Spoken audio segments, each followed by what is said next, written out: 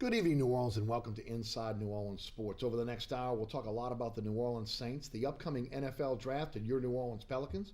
Got a great panel to break it down for you tonight. Lenny Van Gilder of SportsNola.com, Al Dupuy of Draft Day Report. Of course, I'm your host, Eric Asher. Guys, welcome to the show. Thanks so much for coming down as always. And we'd like to start off kind of talking a little bit about what you guys are involved in. And Lenny, surely do love a little Sports Nola. I got to tell you right now, you guys have done a great job with that website. Thanks, Eric. It's an incredibly busy time with high school sports really cranking up on the spring seasons. A lot of things going on there. We've got live events about every other day for the next couple of weeks. Destrehan and Hahnville on Saturday. Great baseball rivalry down in the River Parishes. We'll have that one on the site. A lot of coverage of the inaugural Indy Grand Prix of Louisiana. We've got some videos up from today with the famous driver, Elio Castroneves, along with Simon Pagenaud, all of Team Penske. They had dominated the first race on the circuit, and it's interesting to see a new event come to this town. You know, we do events better than everybody, and another thing that we've never hosted before coming to our city for the first time, and I'm looking forward to seeing it this weekend. What's interesting is, you've been around a long time as a native New Orleans. We had the Grand Prix for so long downtown, and of course that went to the wayside. Now this track that Lenny Swesh has put together is supposed to be able to woo these major events within the racing industry. What do you think about this upcoming event? It's interesting. It's a good model that they've got. First of all, the facility is fabulous. It's as good as you will see, and then to bring in a partnership with Andretti Sports Marketing, where it's not just the people at NOLA Motorsports Park that are involved in this thing. It's basically a double-headed effort to create the local organizing committee for this. And it's a good model. You've got people who do this at other places all around the country and bring the Andretti name to it. And you've got the stars of the sport, all of them will be here this weekend, the same people you'll see driving in the Indianapolis 500 a month from now. Yeah, and it's going to be interesting to see, again, how New Orleans kind of embraces this brand new event, especially with so much going on. Got French Quarter Fest going on this weekend, obviously school festivals, but this is another major event, and hopefully it's something that the people of New Orleans will embrace. I'm looking forward to seeing it, and you're right. But you know what, we have the Zurich going head-to-head with the first weekend of Jazz Fest, so it happens. There's always something going on in New Orleans. Yeah, no doubt about it. Al Dupuy, welcome back to the show. Always good to have you. Al, talk a little bit about what's going on with you, and of course your draft day report, which is, again, folks, if you have not received it yet, it is a must-read if you're into the NFL draft that's coming up at the end of the month. Thanks, Eric. I appreciate the plug. To say a little bit about what Lenny just said, that facility, my wife and I rode out there one Sunday. Right. It's a tremendous facility. I'm a bit of a car buff. I'm not an Indy car buff, but I like cars. I've had a lot of classic cars and whatnot, so I love cars. But my time lately, it's my time of the year. I've been spending most of my time getting this book out. And this year's been a real challenge because of the number of picks that the Saints have. And I've done the mock draft maybe 3 or 4 different times. I think my latest inclination is that they stay where they are and compile, the picks that they need football players, yes, Eric. And I think that they stay where they are, get a lot of good football players that'll, get this team back on the right track. Now, the draft day report, how many years now? This is my 35th year. 35 years. Yeah. And do you have some available if folks still want to grab it before the draft? How can they do that? They could email me at adupuy, that's DUPUY1, the number 1, at cox.net. And I mail it first class. They'll get it in a couple of days. So, there's some people come to the house to pick up the book. And your show is really growing because I've had maybe 3 or 4 different people say, you ever watch this show on Thursday night? And I saw you on it last year, but we've been watching it. This guy gets some really good guests on, and it's a really good sports show. Wow. And I didn't say anything about it, so your show is actually growing pretty well. Thank you for that, Alan. We love having you on it, and I can only hope that I can have the longevity on this show that you had with that draft guide. 35 great years of that. It's a long time. Folks, also don't forget, you can catch Al over at SportsNola.com. He writes a column there as well. Guys, let's get started. First, Al, I'll start with you. Okay. Let's talk about needs first. Saints needs in the upcoming draft. Your thoughts? Well, there's a lot of needs, of course. They need a pass rusher, number 1. When I did the mock draft, I wanted Vic Beasley to, by the worst, to be there from Clemson. He's a hybrid type, outside linebacker, pass rusher. This guy weighed in at about 230 pounds. He went to the combine, gained 16 pounds before the combine. Didn't slow him down a bit. He had a tremendous combine, but he's going to be picked off, I feel certain, before the 13th pick. So I had to redo that. Right. Then, Brandon Sheriff, who's the best, in my estimation, offensive lineman in this draft. And he's a guy that can play guard and swing to tackle if you need it. This guy is a tremendous run blocker. He can pass block, fires off the line. And I think that, last year, the Cowboys' offensive line was horrible. They drafted Zach Thomas. It changed the whole line, And so I think that if the Saints can do a similar type thing, I think that it would really help. I like Brandon Sheriff, but there again, I don't think he's going to be there. So where do you go, Eric? Right. They need a lot of things, and there's 3 wide receivers in this draft that I rate really close. And Devontae Parker from Louisville has the best chance to slide to 13 if he gets past the Browns, right, 1 pick before the Saints. They need a receiver as well. But I think that if he makes it to the Saints, this guy's a tall receiver, can jump, goes up, snatches the ball, had 500-yard receiving games as a senior, and had his last one against Georgia, a 100-yard game. So the other 2, of course, Amari Cooper will be long gone. Kevin White will probably be gone. But the thing with Kevin White, even though he's a little bit faster than Parker, they're exactly the same size, 6'3" receivers. Right. But White had 1 good year. That scares me a little bit, Where was he in 13? And in 14, he had a banner year. But I don't really flip out on these late bloomers that come up the draft board all of a sudden because they have 1 good year. Whereas Devontae Parker, has been a consistent player throughout his career. So we'll see what happens there. If he slides to 13, the Saints could take that wide receiver, and then at the 31st pick, maybe pick up their pass rusher. Lenny, what's your thoughts? I agree that the 2 biggest needs that I see are getting a pass rusher and getting another wide receiver threat for Drew Brees to be able to throw to. And, like Al said, whatever order comes up, you've got 4 or 5 really good pass rushers in this draft, but there's a premium on those, as we know, just like quarterbacks. I mean, there's been some talk of, what's going to happen with Mariota and Winston, and some people have put Mariota above Winston on their boards and all that kind of thing. Of course, the only thing that matters there is what Tampa Bay is going to do at number 1 and what right, those people are going to do. And that's going to kind of set the board, if you will. And in terms of wide receivers, like Al said, there's 3 really good ones. There's a couple of other ones beyond that. I could see them going the other way, and maybe if a good pass rusher slips to 13, because they've got to address that, maybe going there first and then going the other way. But obviously, you've got other needs as well. You need another corner.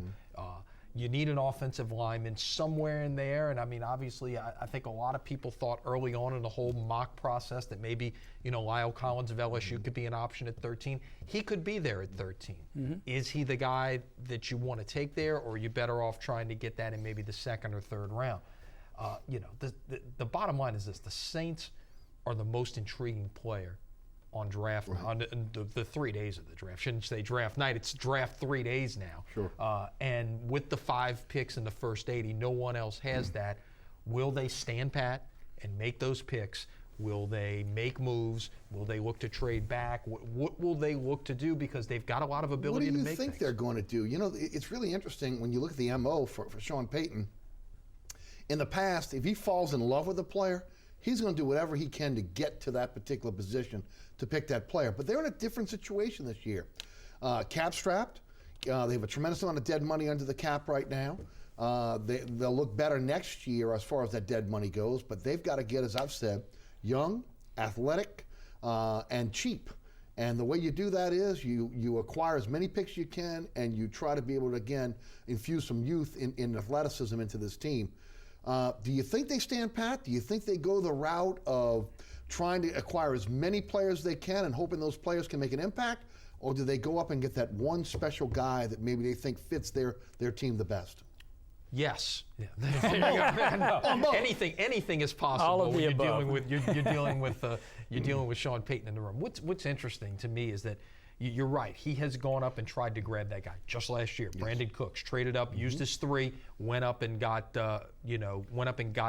6 picks in the first round to get Arizona's pick to take Brandon Cooks. But what's interesting is the one guy, he kind of shares a bond with in this league, and being from the Parcells tree, is Bill Belichick. And what has New England done all of these times? They're always trading back. Yes. They're always trying to accumulate more picks. Now, the one thing I think he's done more like a Belichick this season is go and move guys maybe before their value goes down. Agreed. Like a Graham, like a Grubbs, okay? Got solid value for both of those guys, one-time All-Pro, Pro Bowl type players. Who knows what they're going to be going for. Look, Jimmy Graham may be a star in Seattle. Ben Grubbs may be a star in Kansas City, but you might get a lot of value as well. Kenny Stills, right. Did they get more than maybe they should have gotten for him? So, that's the kind of things. I'm really encouraged by seeing what they've been able to get back in some of these cases. Al, it looks like they've had a plan since day one on how they wanted to attack this. Sure. With that said, it's kind of been an unknown when you get into that draft room on draft night on what direction they go. Are they going to do what they've done previously, which again, target someone, go after it, or will they, as I just said, accumulate a tremendous amount of players and hope those players can make an impact on this team? That's what I think, Eric. However, so if they fall in love, and I think there's 2 people that they really like. Who is it? I think it's Vic Beasley, and I think it's Brandon Sheriff. And if they think they don't have to move too far up, don't have to give up too much, maybe they jump. But I'm like you. I think they stay where they are and accumulate picks and players because, there's a lot of holes in this team.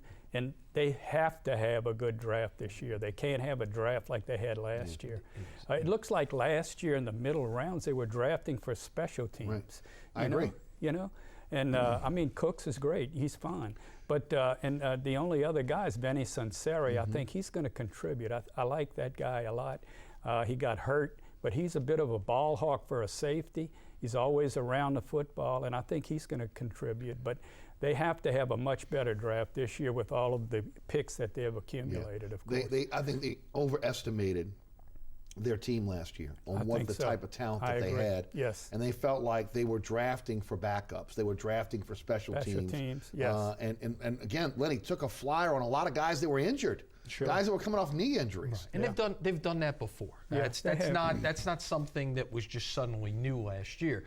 But the NFL draft, to put it in baseball parlance, it's like at bats. Okay, in baseball, you're coming up, you're getting so many swings. You can't swing and miss, especially now. Maybe before you could have the occasional foul ball or the swing and miss or whatever. Right now, I don't think the Saints are in a position to swing and miss very much, if at all, in this draft. They've got to make the most of those selections that they have, especially when you've got, like you say, 5 of the first 80. Yeah. That's prime territory right there to really impact your roster and your franchise with perhaps 5 starters that could be, part of your team for several years to come. Yeah, absolutely. Al, the strength of this draft overall. It's a funny draft, Eric. I think the first 18 picks are really strong.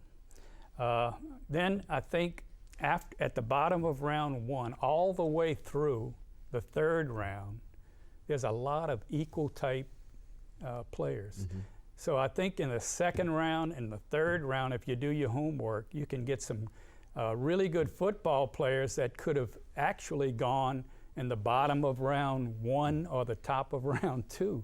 So, there's a lot of needs, and I think you don't want to strictly draft for needs because you get in trouble doing that. But there's there's several players I know that they're looking at, that they've worked out. Stephon Anthony is a 2nd round type guy that's going to go somewhere around where they're picking. He's an inside linebacker from Clemson, you know. And this guy, the thing about Lofton that they griped about a lot was that his pass coverage, dropping into pass coverage. Whereas Anthony has the tools to drop into pass coverage and also play the run. I think he's a real physical guy. Look, Lofton was a great player on defense. Maybe production-wise, maybe their best defender. But he got burnt a lot in trying to cover, and that hurt him. So I think they're trying to correct that a little bit, so that might have been the reason to move him. I was a little shocked when it happened. But if you get a good player in the draft like a Stephon Anthony, I think in round 2, he could fill that need. They'll bring him along during the year. They still have Hawthorne to play there, and you know they can bring him along. So I think if they draft right, they can fill those needs. Right. What about the positions of depth in the draft? Certain positions Wide where receiver, you can, of course. Receivers is one? And I tell you what, they don't need it, but running backs pretty deep. You know, there's several good running backs after the top 2. Todd Gurley, Melvin Gardner, the top two guys. Gurley got injured, of course. But after that, there's several good running backs that you could get even in the middle rounds. I don't think the Saints are looking for a running back. Right. I think they're pretty good there, but in the late rounds maybe. But that's a strength. The wide receivers a strength. I think there's some good offensive linemen. And the pass rushers, like Lenny mentioned, they may all be gone by 13. A lot of these guys are undersized, stand-up rush linebackers. Dante Fowler, I think he's going to go 3 to Jacksonville. He's got a little bit of size on him. He's in the 260-something range. But the other guys, you're looking at 240, 245, pretty much hybrid pass rushers. Randy Gregory, I'm really scared of this guy, not only because of the marijuana thing, but I watched him quite a bit, saw him play a lot of football games, and I tell you what, he disappears at times. He's got a pretty good motor when he wants to play, but he's very pencil-thin guy, 237 pounds. So he's going to have to be a situation pass rusher. You can't put this guy on the line on running plays. They're going to blow him off. And they got one of those guys. 2 games I saw him play against Melvin. A game I saw him play against Melvin Garden. Right. And 2 long runs, they blew him right off the line on both of those runs. So, do you take, some people have him, and I had him going in the top 5 because of his pass rush ability. I don't like him that much, but I just think that's where he was going before the marijuana thing happened.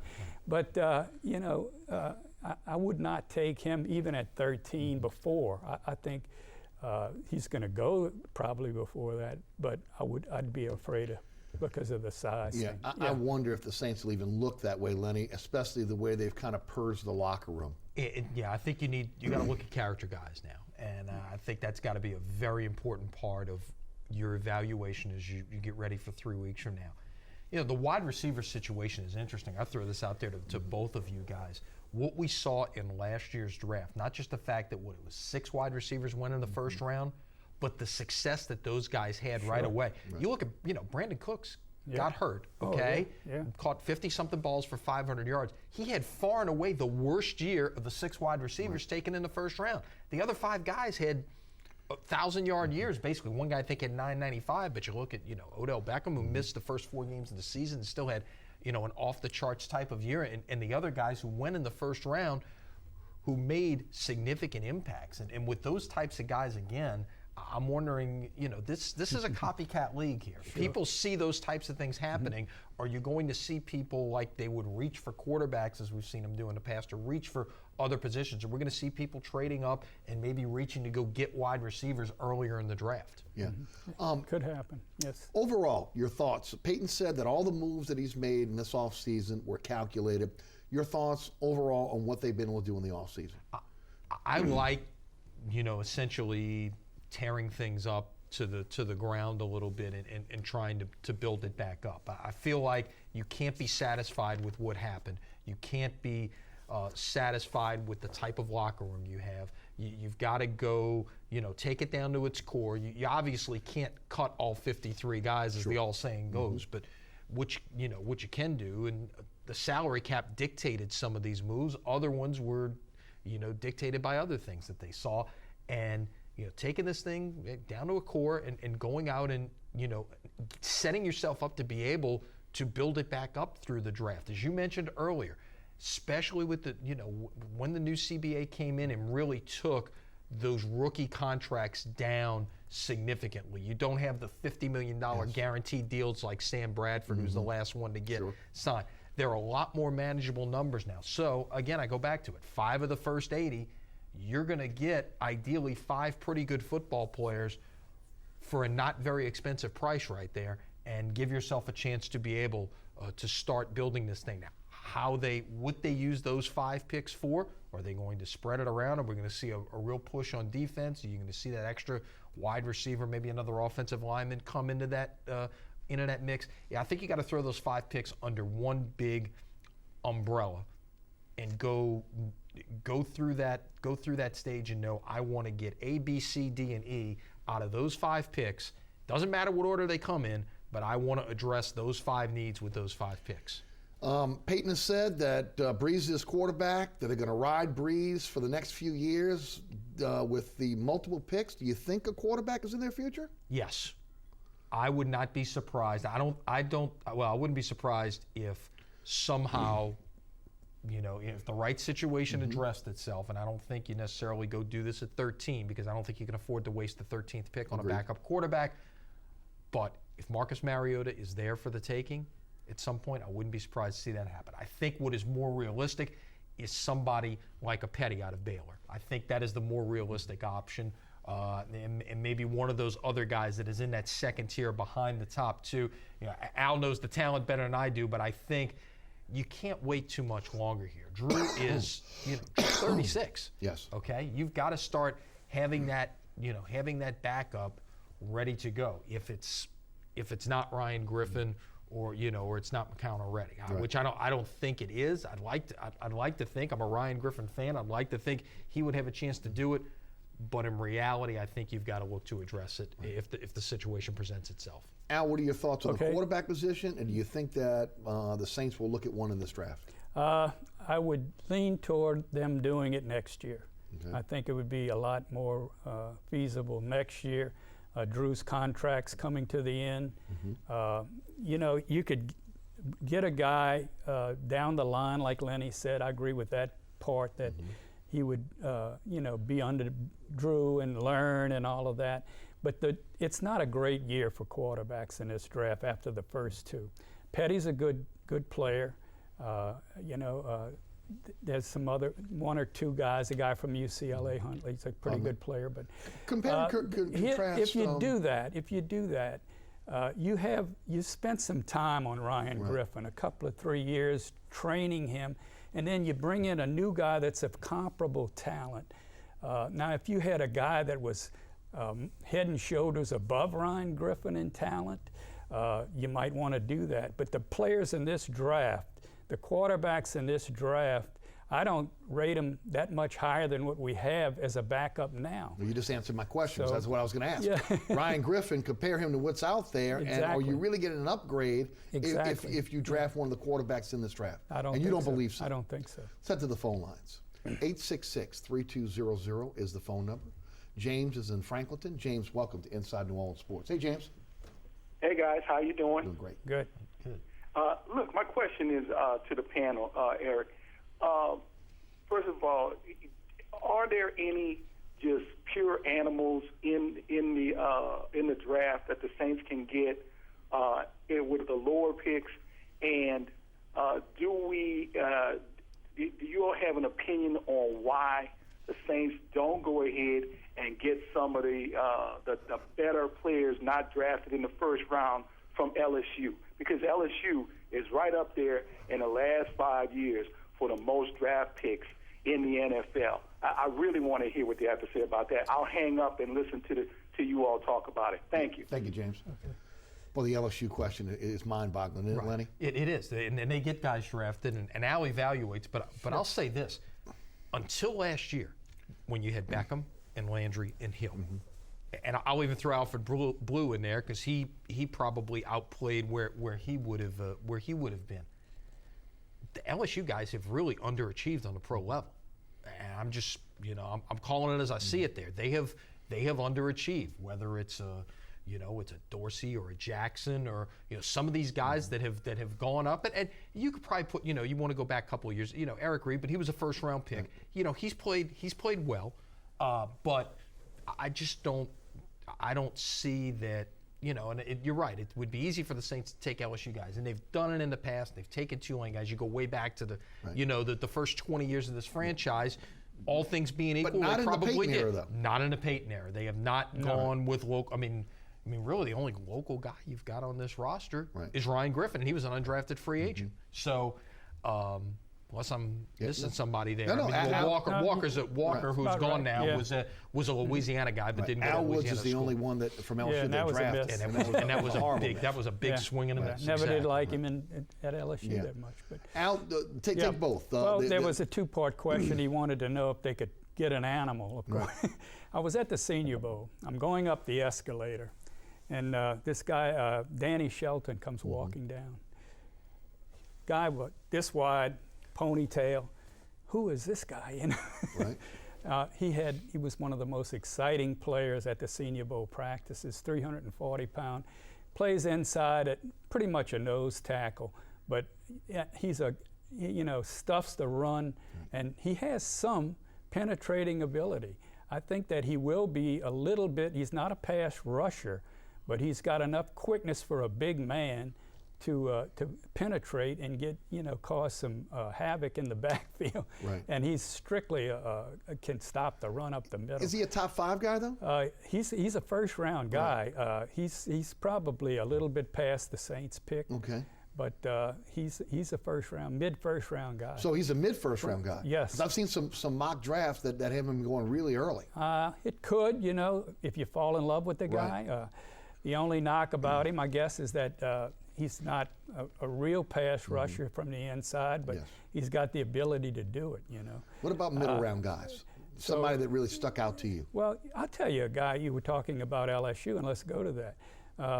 Daniil Hunter, Now, this guy could really be a sleeper in this draft. He's had a really good year for LSU. He can rush the passer. He can play the run. He's not overly big, but he's quick.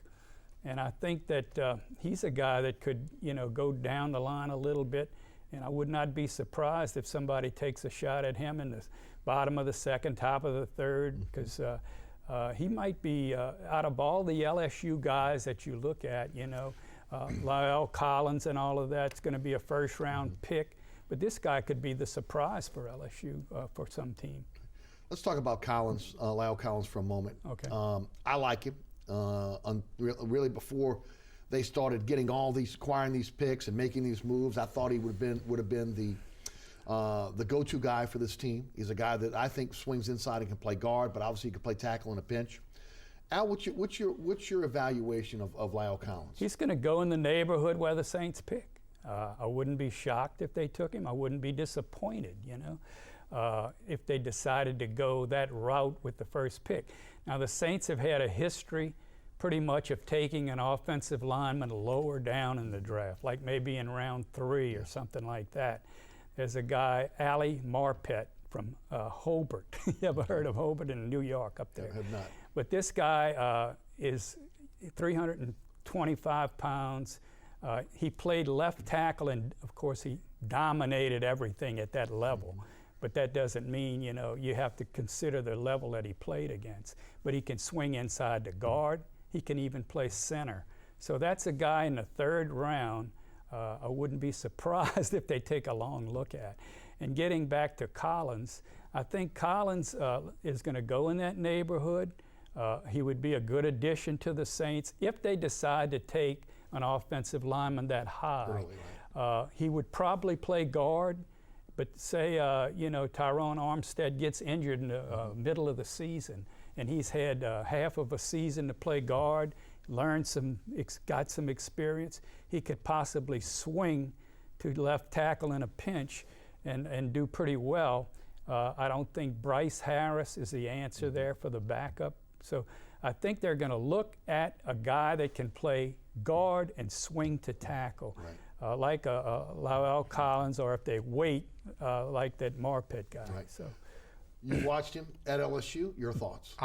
I think he would be a good fit for the Saints at 13 if they chose to go that way. And what's interesting is the Saints, at least in recent years under Peyton, they have not gone to get a guy, as Al was talking about, that can swing from guard to tackle. Usually you've had tackles and you maybe had guards that can swing in the center, and you kind of grouped your line that way. And if they carry 7 or 8 on their 53-man roster, perhaps 9, it's 4 or 5 inside guys and maybe 3 or 4 outside guys. And that's kind of been their MO in terms of how they've set up their roster in terms of the offensive line. I think, you could look at that and say Collins is a guy that might be able to save them a position on the roster somewhere else that they could go spend on another defensive guy to have out there. So I think he's intriguing. Obviously, he warrants the first-round grade that he's getting.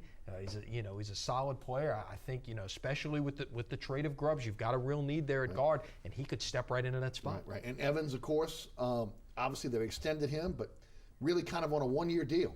Maybe 2 at the outset. Meaning, looking at depending on what happens next year. If he plays well this year, obviously you're going to hold on to him next year. But again, that's still a high cap number for next year. yeah, Before we go to break, Jalen Collins, want to ask about him. I've said it on this show, I've said it on my radio show. Yeah. I'm kind of leery. Anytime I look at a draft board that has Jalen Collins as the number 2 corner on most mock drafts, I watched him in LSU, and it just tells me that this is a weak cornerback class. Right. It is a weak cornerback class, Eric. I've got him in the mock draft going high, but that's just because some teams like him. I'm like you. Because of his measurables. Exactly. He's a long guy. He's tall. He can, get his hands up there and snatch the ball. But you got to be leery about a guy that was at LSU and didn't really start many games. He wasn't on the field at the start of a lot of football games. And I know they have some talent in the backfield, but a first-round type prospect, he's got to be playing a lot more than he played. And I think he's a good player, but I would not take him in round 1. I really wouldn't if it was me drafting there. Right. But that's where he's projected, pretty high pick, right around the same area as the other Collins at LSU, the lineman. And I think the measurables is something that's a key in this, because the cornerback position has really changed in the last couple of years now. You want those tall, rangy guys who can run a little bit. Stanley Jean-Baptiste. Sure. and maybe play. Yeah. But you hope. Yeah, let's see. Jury's out. But the thing there is a couple of things. One, the cornerback position has changed because you've got these big wide receivers. Now, you don't have to look any further than the NFC South to see what's happened there. That's one. 2 is just how productive these wide receivers are being. You got to go get corners that can try to take away something that these wide receivers are doing, or else you're gonna get beat. Yes. And it's that simple. You're watching Inside New Orleans Sports each and every Thursday night right here on WLAE TV with our live broadcast at 6 p.m. Also, every Friday night, 9 p.m. on Pelican Sports Television and on WLAE TV at 10 p.m. I'm your host, Eric Asher. We'll be right back after these messages. Don't go anywhere.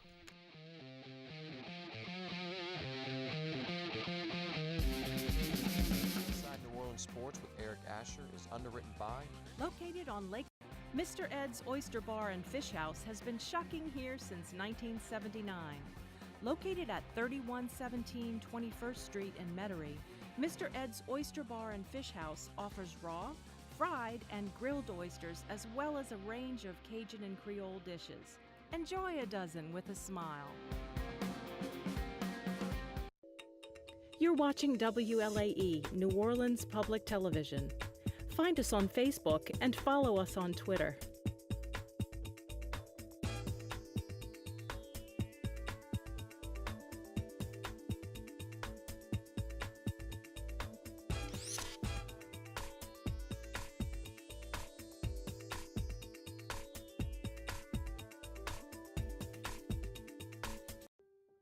WLAE is currently looking for partners to underwrite this program and other programs on our station.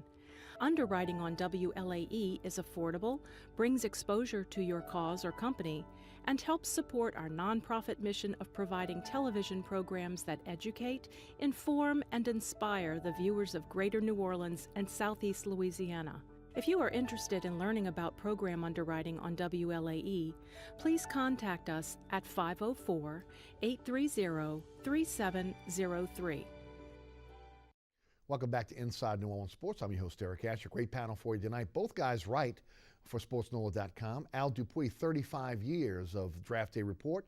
And, of course, Lenny Vanglider of SportsNOLA.com. Back to the phone lines we go, 866-3200. We will talk a little bit about the Pelicans coming up, so you folks that are waiting for a little Pelican talk, that's coming up in just a few minutes. Brandon is in New Orleans East. Brandon, welcome to Inside New Orleans Sports. Hey, Brandon. Hi. How you doing, Eric? And hello to your panel. I want to say this. I want to comment on the question. My comment is I pick Loyal Collins over any of my Miami Hurricane guys, so that's how much I think of him. Question.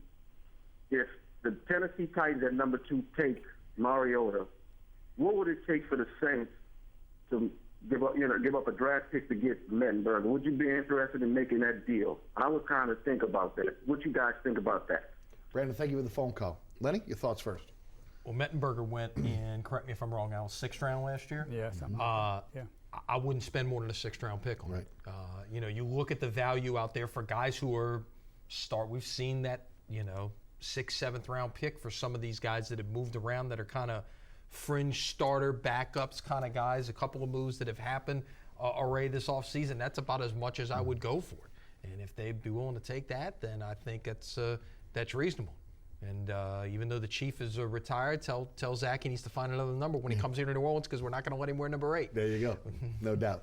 Well, I guess he was talking about moving from where we are at 13 to number 2. Actually, no. He's talking about Tennessee taking Mariota at 2, and then of course you've got Mettenberger sitting out there, so moving Mettenberger to some other team. And as Lenny said, he was a 6th round pick.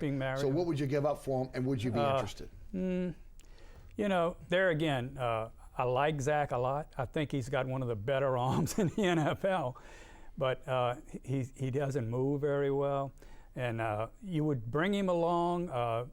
They would have to consider whether they rate him ahead of, like we said before, Ryan Griffin and McCowan, right now. I think what the Saints are thinking, if they do something like that, it would be a year from now. I think they're going to go with the 2 quarterbacks that they have now as backups. And of course, a lot would depend too on what kind of a year they have this year.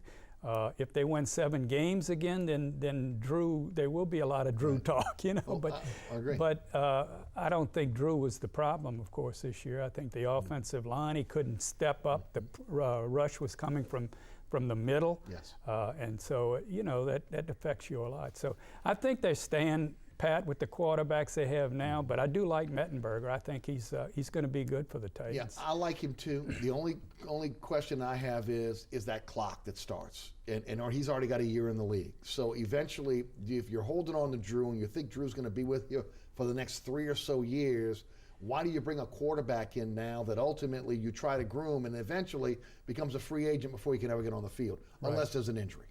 Yeah. That's a valid point in this, and again, it depends on what they truly think of how long Drew is going to be the quarterback here, and only the people sitting in the offices on Airline Drive are the ones that can answer that. Yes. DJ is in New Orleans East. DJ, welcome to Inside New Orleans Sports. Hey, Eric and your guest. I wanted to find out, y'all were talking about wideouts earlier. There's supposed to be these 2 fast guys in the draft. I think one from Miami of Florida, and I think the other one's from Central Florida, running 4.2s in the combine, or at least on their pro days. I would like to know what y'all thought about those guys, and ask Al what round he think they'd be available in. And I'll hang up and listen. Thank you, DJ. Al? Yeah, the guy from Central Florida, he's probably a 2nd or 3rd round pick. And who I is like he? him a lot. I guess he's Perriman. speaking It's about Brett Perriman's son. Brashad Yeah. Perriman, who I have the Bills taking him with the 50th pick in round 2. So, there again, Perriman is a guy that was a late bloomer that shot up the draft board late, He wasn't even well known early in the year, and Perriman now is, like I say, a second-round rated pick. I'd be a little leery about a guy like that. He's not a Kevin White, but who came up. But I don't know. Perriman is a good receiver, but I would, I don't think I would take him in the second round, maybe the third round. But he's a good receiver, and he can play. Let's shift gears for a moment. Let's talk a little bit about the New Orleans Pelicans. It's a 4-game season for them in order to get to the playoffs. One of the best games we've seen all season long, maybe the best win of the season against Golden State. And, of course, they get manhandled against the Memphis Grizzlies in Memphis last night. Phoenix is coming in on Friday. They got 4 games left: Phoenix, Houston, Minnesota, and Seattle. I'm sorry, and San Antonio, Seattle. They've been, as I've said before, consistently inconsistent all season long. I think Oklahoma City, to me, is the better team, even without Durant. But, I mean, again, they have the tiebreaker, and they control their own destiny here. Lenny, what do you think about the playoff chance of this team going forward over the next week? At this point, I think it's a 50-50 proposition. I really do. It's, you got 4 games left. You're tied. You do have the tiebreaker, so right now you're in. But it's, like I said, I think it's a 50-50 proposition. Oklahoma City's probably got a little bit of an easier schedule, and I know the one thing they do have in common is a game at Minnesota. Yes. Both of them play at Minnesota next week. Pelicans are there on Monday. I think OKC finishes there on Wednesday.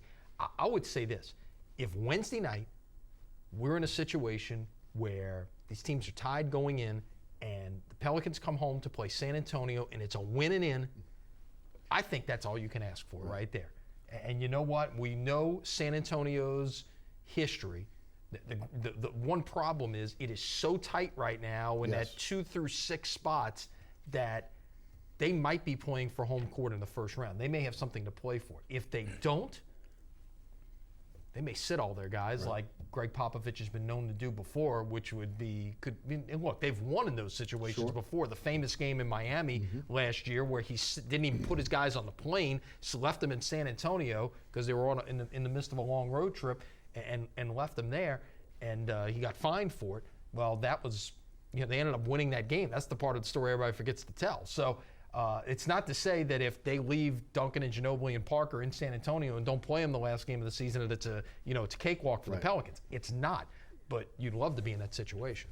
I agree. Oklahoma City has Sacramento, Indiana, and Portland, along with Minnesota. As I mentioned, the Pelicans, Phoenix, Houston, Minnesota, and San Antonio. And I'm with you. I think there's a possibility you get down to that last game, depending on what's going to happen, San Antonio may end up sitting their starters, again, getting them ready for the first round of the playoffs. But, this is a kind of a twofold deal here.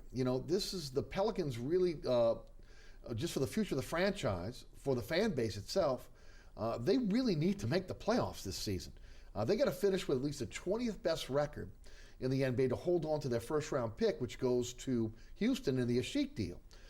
They need some help right now. They're at 16. They need some help from some Eastern Conference teams to get some wins, and hopefully they'll get there. But it would be horrible at the end of the season to be able to be right there, not get in, and then ultimately walk away with no first round pick as well. So it could be one of these things where you're waking up next Thursday and you're saying, wow, Pelicans got their first round pick, they hold on that, and they're in the playoffs, or the complete opposite. They're sitting home and, oh, wait a minute, the cupboard is bare in terms of those first round picks. So it'll be interesting to see what happens there. Do you think that Monty Williams and Dell Demps that their future with this franchise is dependent upon them making the playoffs? No, I don't. I think what they've done this year, you're looking at probably a 44, 45 win situation somewhere in that neighborhood. Again, with these injuries that they've had, to do what they've done. I mean, you've heard, as crazy as it seems, because we're so closely examining the situation here, but some of the national pundits are putting Monty Williams in the Coach of the Year conversation, which again, is mind-blowing. I don't totally understand that, again, because we're so close to the situation. These guys are looking at it from 30,000 feet. But Lenny, I get the impression you're involved in it with Sports NOLA all the time. I get it on my radio show. We get on this television show. There's Monty fatigue in this city right now. I don't know if the fan base, the the basketball fans in this city really believe in Monty Williams at this point. At the end of the day, I think the people that need to believe in Monty Williams are the people on the second floor on Airline Drive and the 15 players in that locker room. I think the players do. And that's the most important thing, because that's a lot of times where you end up with problems. And if the players believe in him, most importantly, if the guy wearing 23 on his jersey believes in him. You believe that he believes in him, right? Well, if he does. Everything I'm hearing is they got a great relationship. And if they do, and if that's indeed the case, then I think you got to keep the guy. Right. They're both under contract for next season. So it's not like they've got to extend or anything like that. If anything, they'll be paying him not to be on the organization if ultimately that happens. Well, then what's your take on the Joe Dumars sighting and what's going on there? Why has he been kind of hovering around the organization? Yeah, that was early in the year. We saw a lot of that, and I don't know, I think as much as anything else, look, Mickey Loomis isn't a basketball guy.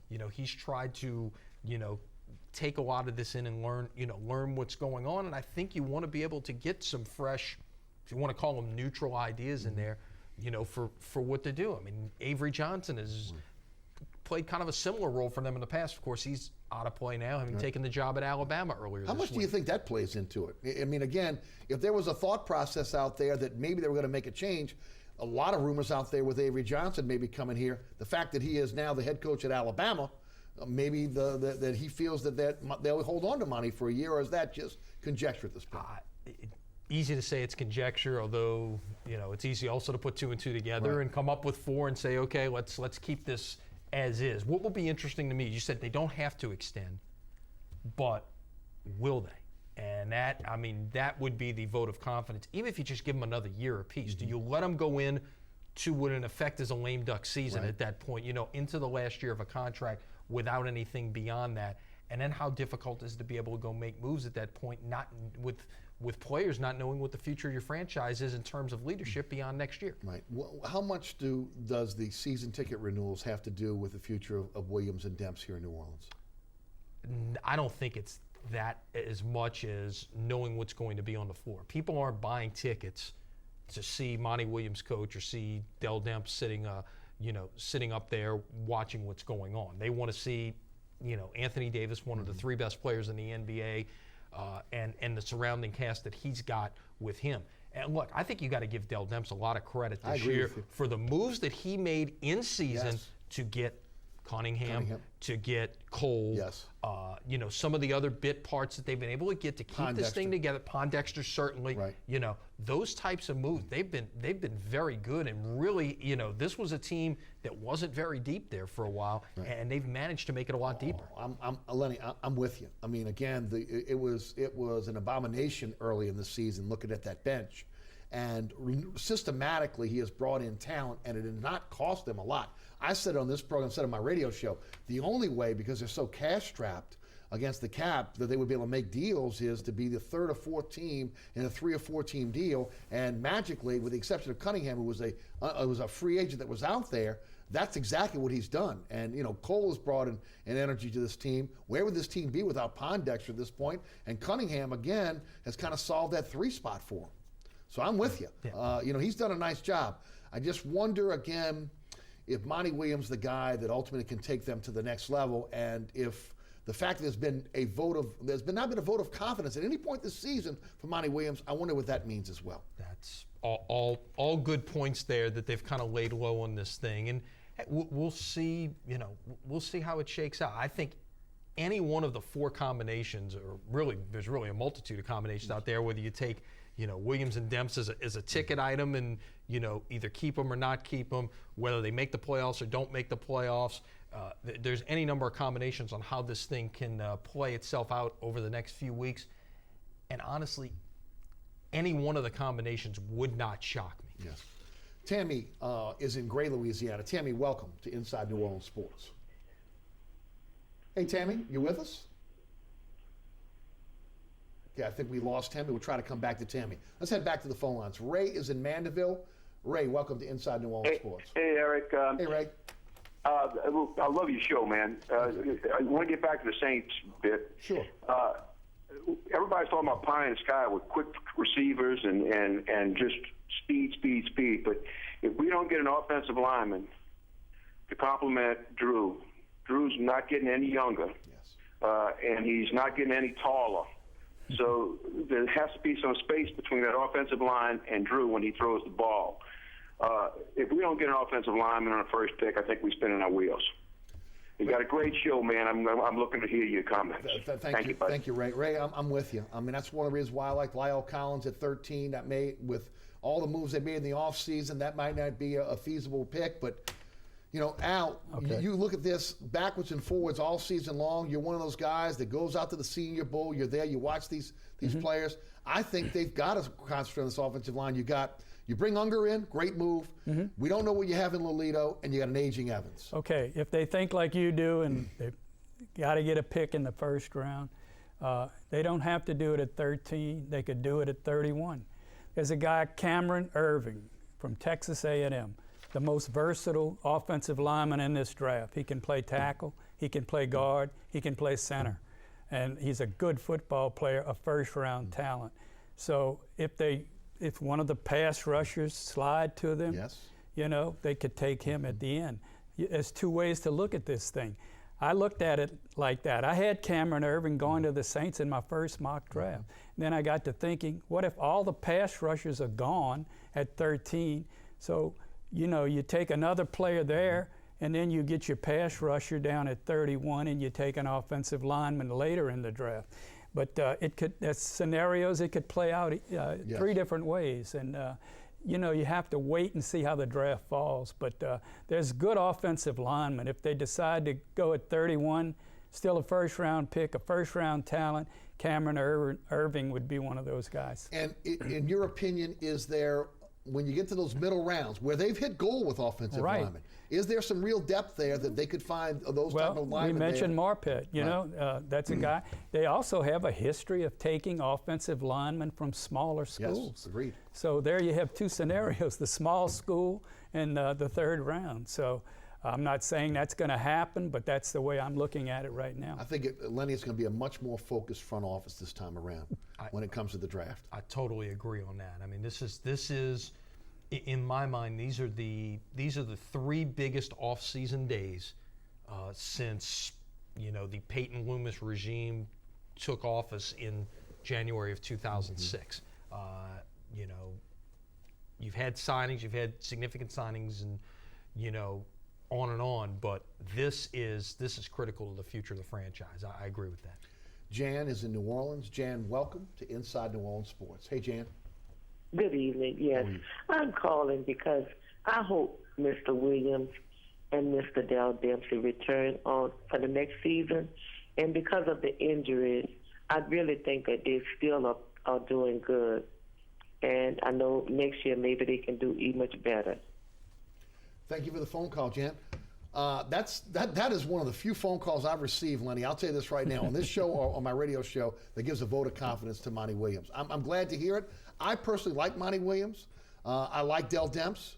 But again, I think that you look at 5 years as a body of work rather than just a 1 year situation in this case. I agree, and look, the NBA is one to move quickly. Although really the powers that be now in this organization come with a football mentality.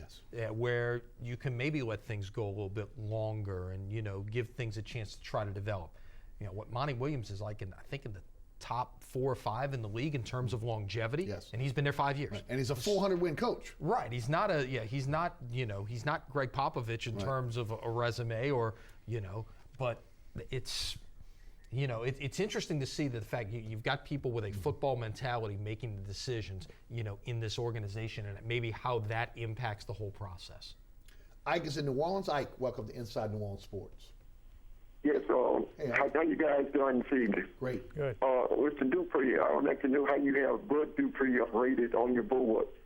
By the way, I have your book on, so I can always get your draft books. Could you repeat that? Ike, you broke up on us. Go ahead. Bud Dupuy, how does he have, Mr. Dupuy have him rated on his board? And by the way, I also get his, I have his draft book. Dupuy. I get his draft book each year. Thank you, Ike. You get your draft book every year. Yeah, Bud Dupuy. Bud Dupree's going to go in the first round. Some have him going a little higher than I do.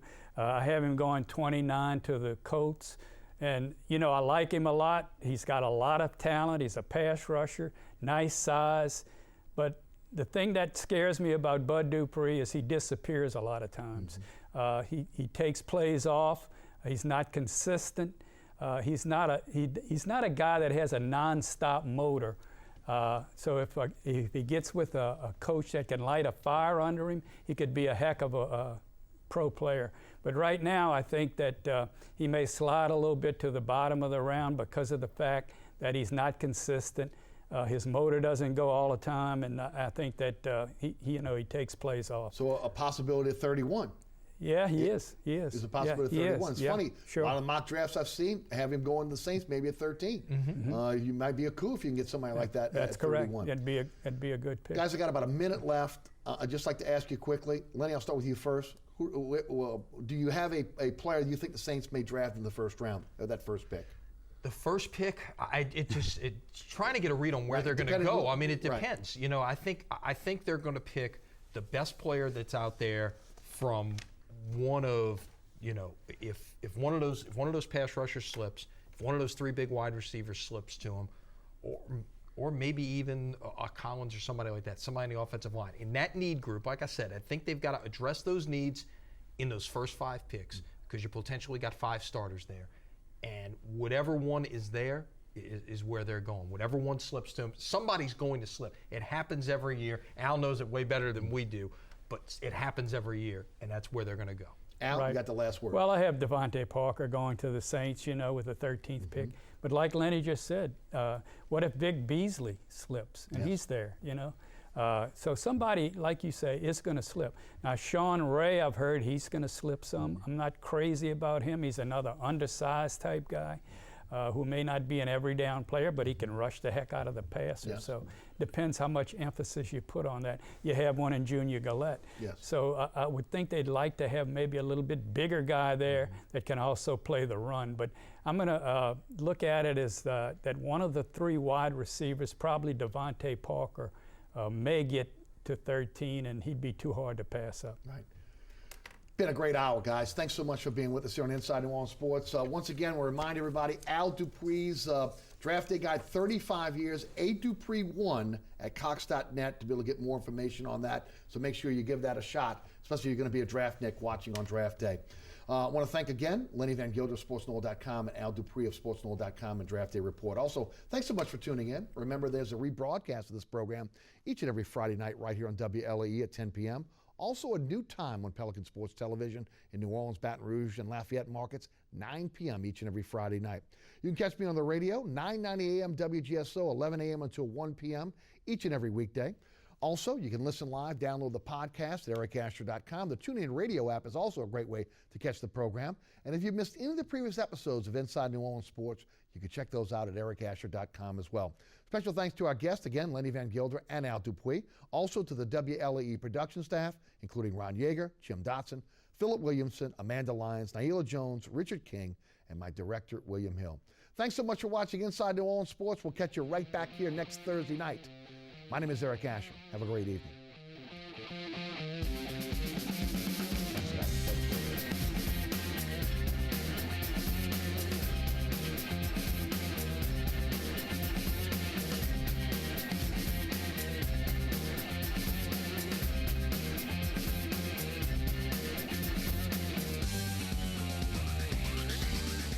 Inside New Orleans Sports with Eric Asher is underwritten by... Located on Lake Pontchartrain, Brisbee's Lakefront Restaurant and Bar offers traditional West End favorites, a scenic view, oysters, and numerous tasty options. More information is available at 504-304-4125 or brisbeesrestaurant.com. Mr. Ed's Oyster Bar and Fish House has been shucking here since 1979. Located at 3117 21st Street in Metairie, Mr. Ed's Oyster Bar and Fish House offers raw, fried, and grilled oysters as well as a range of Cajun and Creole dishes. Enjoy a dozen with a smile.